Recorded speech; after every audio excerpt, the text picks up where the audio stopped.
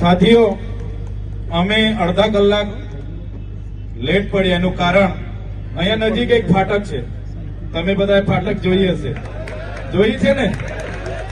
પેલું નાકું 3 વખત પડ્યું, ચોથી વખતે અમારો વારો આવ્યો છે. એક વાર પડ્યું, અમે પાછા થોડા આગળ આવ્યા, પાછું પડ્યું, પાછા આગળ આવ્યા, ત્રીજી વાર પડ્યું તો પણ નંબર લાગ્યો, ચોથી વખત એ નાકું ઉભું થયું ત્યારે અમે આવ્યા અને લેટ થયા છે. એટલે આ લેટ થવાનું કારણ તમને બતાવવું જરૂરી છે. અમે જ્યારે 15મી મે 2022 ગુજરાતમાં પરિવર્તન યાત્રા આમ આદમી પાર્ટી દ્વારા કાઢવામાં આવી હતી અને ઉમરગામથી એનો શુભારંભ કરવામાં આવ્યો હતો, ત્યારે પણ આ નાકામાં અમે અટવાયા હતા. આજે 4 વર્ષ થઈ ગયા, આજે પણ આ નાકામાં જ અટવાઈએ છીએ. આ ભાજપનો વિકાસ છે. ત્યારે સાથીઓ, આ ઇન્ડસ્ટ્રીયલ એરિયા છે. અહીંયા એશિયાની બીજા નંબરની ઔદ્યોગિક વસાહતો છે. ઘણા આપણા પરિવારના યુવાનો, વડીલો આ કંપનીઓમાં કામ કરે છે. ત્યારે ગુજરાત સરકાર, ભારત સરકાર મોટા મોટા બણગાઓ ફૂંકે છે, પણ જે બંધારણમાં કામદારો માટેની જોગવાઈઓ છે, પણ જે બંધારણમાં કામદારો માટેની જે વ્યવસ્થાઓ છે, જે કાયદાઓ બનાવ્યા છે, એ કાયદાઓ આજ દિન સુધી એક વર્કરો માટે, કામદારો માટે આ સરકાર લાગુ કરાવી શકી નથી. સરકાર માત્ર ઉદ્યોગપતિઓનું સાંભળે છે. ક્યારેક પણ કોઈ કામદાર પોતાના પીએફ નથી મળતા, ક્યારેક મેડિક્લેમ નથી મળતા, ક્યારેક કોઈને આકસ્મિક ઘટના ઘટે એને વળતર નથી મળતું, ક્યારેક કોઈને પગાર સ્લીપ નથી મળતી, ક્યારેક કોઈને બોનસ નથી મળતું, ક્યારેક કોઈને ગ્રેજ્યુએટી નથી મળતી, ક્યારેક કોઈને ઇન્ક્રીમેન્ટ નથી મળતું. એની રજૂઆત કરવા માટે અહીંયા લેબર કમિશનરમાં આપણા લોકો જાય છે, કલેક્ટરમાં આપણા લોકો જાય છે, પ્રાંતમાં આપણા લોકો જાય છે. કોઈ જવાબ આ સરકારના અધિકારીઓ આપતા નથી. આ બધા પ્રાવધાન બાબા સાહેબ આંબેડકરના સંવિધાનમાં કરેલા છે કે જ્યારે પણ કોઈ વર્કર કંપનીમાં કામે લાગે છે, પહેલા દિવસથી જ એને મિનિમમ વેજીસનો કાયદો 1948 અંતર્ગત જે પણ ધારાધોરણ મુજબ એને લઘુત્તમ વેતનદારો હોય એ પ્રકારે એને 8 કલાકના કામમાં શ્રમિક, કુશળ શ્રમિક અને બિન કુશળ શ્રમિક તરીકે 3 સ્લેબમાં એને એ મહેનતાણું આપવાની જોગવાઈ આ સરકારમાં કરી છે. પણ આજે કંપનીઓ અમલ નથી કરી રહી. બંધારણની જોગવાઈ હોવા છતાં એમના અધિકારીઓ અમલ નથી કરી રહ્યા. એમનું એસોસિએશન અમલ નથી કરી રહ્યું. એના કંપની કારખાનાના માલિકો અમલ નથી કરી રહ્યા. આજે કેટલી કંપનીમાં આપણા લોકો 10-10 વર્ષથી કામ કરે છે, 8-8, 10-10 વર્ષથી કામ કરે છે, હજુ પણ એમને પગાર સ્લીપો આપવામાં આવતી નથી. કેટલો પગાર છે એમને એ આપવામાં આવતું નથી. આજે સરકાર કહે છે કે અમે કામદારો માટે કામ કરીએ છીએ, પણ બંધારણમાં એની જોગવાઈ છે કોઈ પણ વર્કર કામ કરે એને 12% પીએફ એના પોતાના પગારમાંથી કપાય અને 12% પીએફ એ સામેની કંપનીએ જમા કરવાનું હોય અને એ 24% લેખે એ કામદારને મળવું જોઈએ. આજે 8-8, 10-10 વર્ષથી આપણા લોકો કામ કરે છે. પોતાનું પીએફ તો 12% કપાઈ જાય છે, પણ કંપનીનું પીએફ કપાતું નથી, એમને મળતું નથી. કંપનીની પીએફની બુક એમને આપવામાં આવતી નથી. કંપની સાથે પીએફની લિંક એમને જોડવામાં આવતા નથી. એ જ પ્રકારે બોનસની કાયદામાં જોગવાઈ છે 1948, 1965 જે પણ બોનસના કાયદા બન્યા છે એમાં 8.33% બોનસ આપવાનું દર વર્ષે. વાર્ષિક પેકેજના 8.33% બોનસ આ દિન સુધી આ કંપનીઓ આપણા વર્કરોને આપતી નથી. એ જ પ્રકારે તમે જોયું છે 8 કલાકનું વર્ક કરવાનું, પર ડે 8 કલાક, અઠવાડિયાના માત્ર 48 કલાક કામ કરવાનું હોય છે. છતાં આ કંપનીવાળાઓ આપણા લોકોને 8 કલાકની જગ્યાએ 12 કલાક કામ કરાવીને શોષણ કરે છે. એનું વળતર, એની ઓવરટાઈમ માટેની 2 ગણા રકમ આપવાની જોગવાઈ છે.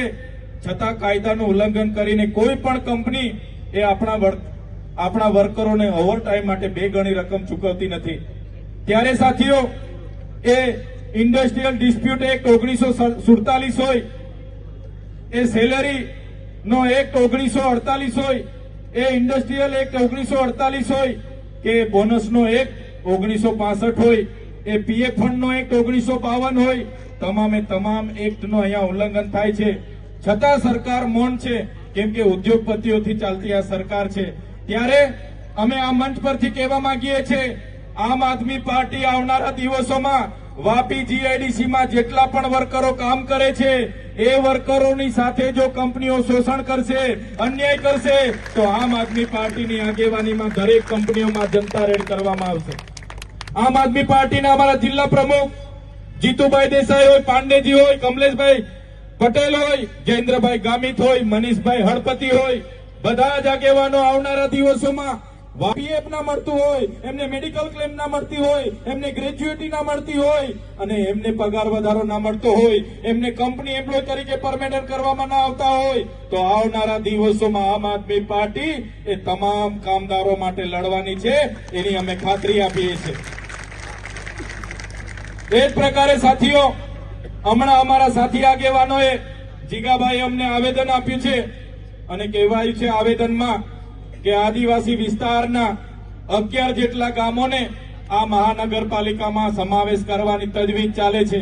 ખૂબ વિરોધ છે આ ગામોનો, છતાં સરકાર આ મહાનગરપાલિકામાં એમના કેટલાક બિલ્ડરોના કહેવાથી, કેટલાક ઉદ્યોગપતિઓના કહેવાથી એમાં સમાવેશ કરવા માટે જબરજસ્તી ત્યાં મોકલે છે. ત્યારે સાથીઓ, આજે અહીંયા જેટલા પણ પોલીસ અધિકારીઓ છે એમના ફરજ માટે આપણી સાથે ઉપસ્થિત થયા છે, એવા તમામ પોલીસ અધિકારીઓ માટે એકવાર જોરદાર આપણે તાળીઓ પાડી લઈએ. સાથીઓ, એટલું અમે જરૂર કહીશું કે આદિવાસી એ આજનો નથી. આદિવાસી આ ગામડાનો મૂળ નિવાસી છે. એ આદિવાસીથી બનેલી બિલ્ડિંગોમાં જ આજે કલેક્ટર પણ બેસે છે. એ આદિવાસી દ્વારા જેમાં પરસેવો પડેલો છે એ બિલ્ડિંગમાં જ આજે એસપી બેસે છે. આજે જે પણ ભવનો અહીંયા બન્યા છે એ આદિવાસી એક બનાવ્યા છે, આદિવાસીઓનો જ પરસેવો છે. ત્યારે આ મહાનગરપાલિકાના કમિશનર શ્રીને પણ કહીએ છીએ, તમે જે બિલ્ડિંગમાં બેસો છો એ બિલ્ડિંગમાં અમારા આદિવાસીઓનો પરસેવો છે. અને તમારી આદેશથી કેટલાક અધિકારીઓ, ભાજપના નેતાઓના આદેશથી પોલીસને આ લોકો સામે, અમારા લોકો સામે ઘર્ષણમાં ઉતારે છે. ત્યારે એવા ચેમ્બર, એસી ચેમ્બરમાં બેસનારા, એ ચાહે કમિશનર હોય, એ ચાહે કલેક્ટર હોય, એ ચાહે એસપી હોય, એ ચાહે પ્રાંત હોય, એ ચાહે જમીન સંપાદન અધિકારી હોય, અમારા 11 ગામોના આદિવાસીઓને સંછેડવાનું કામ કરશો તો માત્ર 11 ગામો નહીં, ત્યારે દમણ, સેલવાસા, ગુજરાત, મહારાષ્ટ્ર અને મધ્યપ્રદેશ ને રાજસ્થાનના આદિવાસીઓને પણ બોલાવવાની ફરજ પડશે, તો લાખોની સંખ્યામાં અહીંયા ઉપસ્થિત થઈશું. અમારા આદિવાસીઓને બંધારણની આર્ટિકલ 244 અંતર્ગત પોતાના ગામમાં, પોતાના ગ્રામ સભાને રૂઢિગત પરંપરાઓને માન્યતા આપી છે. અમારા આદિવાસીઓની જળ જંગલ જમીનો પરના અમારા પ્રાવધાનો છે. પેસા એક્ટ 1996 અંતર્ગત ગામ સભાની પરવાનગી વગર તમે આવી રીતના નગરપાલિકામાં અમારા ગામડાઓની જમીનો સંપાદન નથી કરી શકતા. અમારા આદિવાસીઓને આર્ટિકલ 200, આર્ટિકલ 330, 332 અંતર્ગત એ ગામોમાં, એ ચાહે ગ્રામ પંચાયતના સભ્ય હોય, સરપંચ હોય, એમને ગામોમાં અનામત આપી છે. એ રાજકીય અનામત તમે મહાનગરપાલિકામાં સમાવેશ કરીને ખતમ કરવાની વાત કરો છો. ત્યારે અમે એ પ્રશાસનને પણ કહેવા માંગીએ છીએ, અમે આદિવાસી સમાજ સાથે છે, આમ આદમી પાર્ટી આદિવાસી સમાજ સાથે છે. જ્યારે પણ અમારા લોકોને હેરાન પરેશાન કરવાનો પ્રયાસ કરશો, ત્યારે એ ચાહે પોલીસ હોય, એ ચાહે એસઆરપી હોય, કે ચાહે આર્મી તમે મૂકશો, અમે આર પારની લડાઈ લડવા માટે તૈયાર છે અમારા સમાજ માટે. આદિવાસી સમાજનો આટલો બધો યોગદાન છે.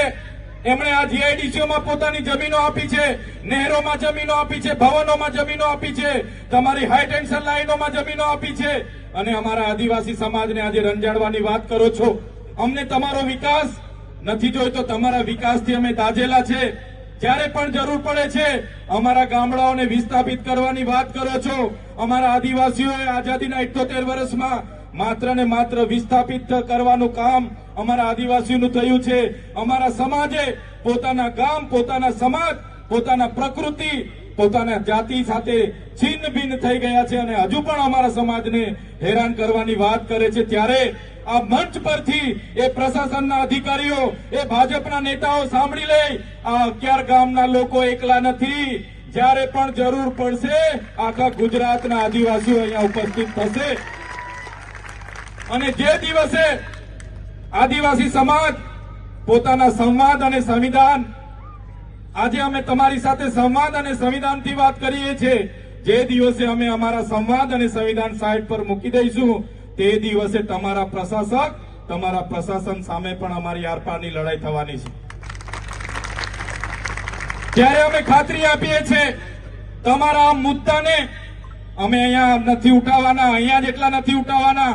તમારા આ મુદ્દાને લઈને અમે વિધાનસભામાં પણ માન્ય ગોપાલભાઈ ઇટાલિયા સાથે આ મુદ્દો ઉઠાવીશું.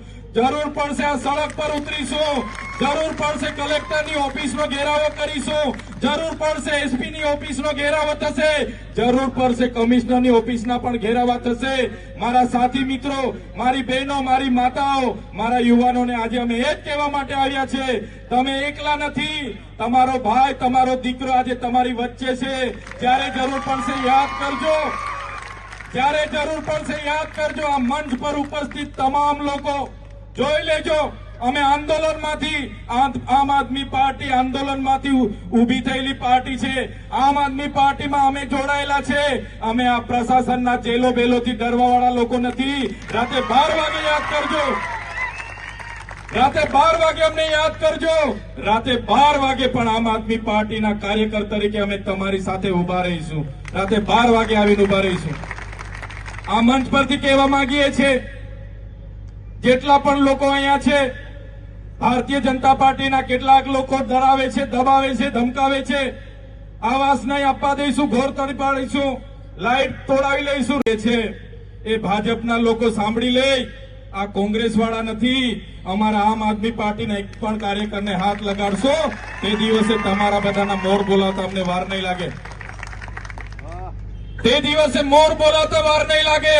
અને જે અધિકારીઓ પણ, એ ચાહે જિલ્લા પંચાયતના હોય, ચાહે તાલુકા પંચાયતના હોય, ચાહે પોલીસ અધિકારીઓ હોય, એ ચાહે કલેક્ટરના અધિકારીઓ હોય, એના ધારાસભ્ય, એમના સાંસદ, એમના મંત્રીના ઇશારે અમારા લોકોની જમીનો છીનવવાનું કામ કરશે, તે દિવસે આદિવાસી પોતાના ઘરમાં ભાલિયા પાલ્યા, તીરકામઠા, અને તીરકામઠા અમે કઈ શણગાર માટે નથી મૂક્યા. એ લઈને પણ આવવું પડશે, તમે આવી જઈશું.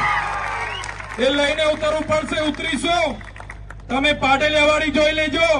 પાડલિયાવાડી અમારા લોકો સાથે હેરાનગતિ થશે, તે દિવસે પાડલિયાવાડી પણ અહીંયા અમે કરવા તૈયાર છે. અમે કોઈના બાપથી ડરવાવાળા નથી. ત્યારે સાથીઓ, આજે એ જ ખાતરી આપવા માટે હું આવ્યો છું. મારી ટીમ સાથે અમે આવ્યા છે. કોઈએ ડરવાની જરૂર નથી. આ આપણી જમીન છે, અને એ લોકોને જયારે જમીન જોઈશે, એ લોકોને જયારે કંઈ પણ જોઈએ તો ગ્રામ સભાની પરવાનગી લો, ગ્રામ સભાની સંમતિ લો, વ્યક્તિ સંમતિ લો, અને બાદમાં જ મહાનગરપાલિકામાં સમાવેશ કરો. નહીં તો અમારા લોકોની સંમતિ વિના તમે પોલીસ અધિકારીઓને મોકલીને બારોબાર સમાવેશ કરવાની વાત કરશો, તે દિવસે અમે ચાકી લેવાના નથી, તે દિવસે અમે છોડવાના નથી. એ વાત સાથે જ આજે તમને અમે ખાતરી આપવા માટે આવ્યા છે કે આમ આદમી પાર્ટીનો એક એક કાર્યકર તમારી સાથે છે, એક એક નેતા તમારી સાથે છે. તમારે ડરવાની જરૂર નથી.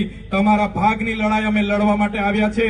આ વાત સાથે આજે જે પણ લોકો અહીંયા ઉપસ્થિત થયા છે, આજના કાર્યક્રમને સફળ બનાવ્યો છે, એ તમામ આયોજક મિત્રો, તમામ પોલીસ અધિકારીઓ, તમામ મીડિયા મિત્રો, બધા જનો હું ખૂબ ખૂબ આભાર માનીને હું વિનમું છું. બધાનો ખૂબ ખૂબ આભાર, ધન્યવાદ, જય જોહાર.